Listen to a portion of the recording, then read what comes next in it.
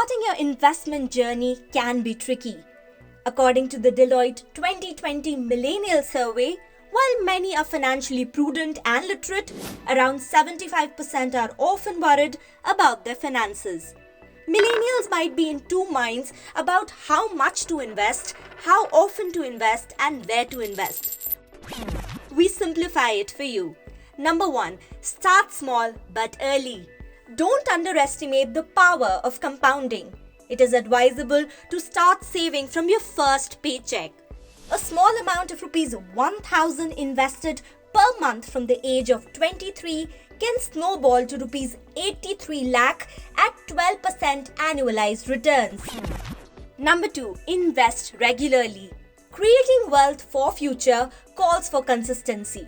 Systemic investment plans are a tool to ensure regular payments to your investment basket while staggering them over a period of time.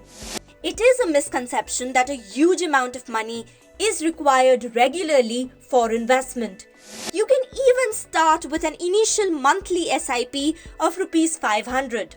The tool also works best for salaried individuals. Number 3. Investment products.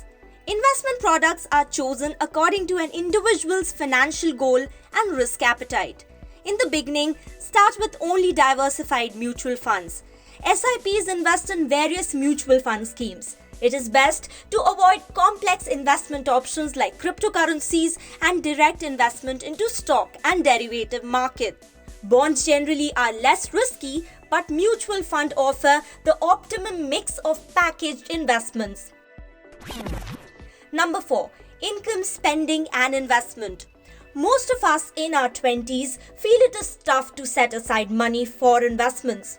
As a general rule, income must always be higher than spending, and that is exactly the amount that one should save. In order to invest, begin to save. Never spend more than what you earn by overuse of your credit cards.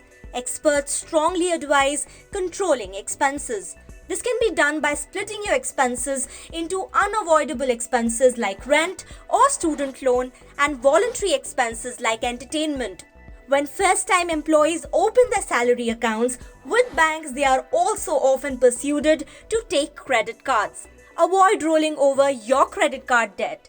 According to a report by credit bureau CRIF High Mark, personal loans demand is largely being driven by millennials and young borrowers. But loan EMIs should not be greater than 40% of your take-home pay.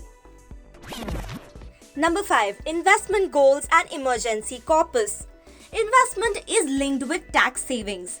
Just savings isn't enough. While tax benefits are important, investments should be seen as a way to cushion your future by being goal-based. Retirement is often an investment goal or buying a house. With time, it is important to understand your risk tolerance level against your investment goals. The COVID-19 pandemic has also taught why maintaining an emergency corpus is necessary if paychecks are uncertain.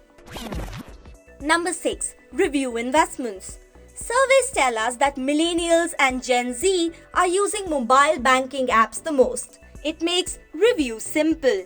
Investors should review and make sure that their investments beat inflation. Financial planners also insist to top up or increase your SIP contributions at least once a year. You also need to consider other factors to ensure that you are comfortable with your investments from time to time.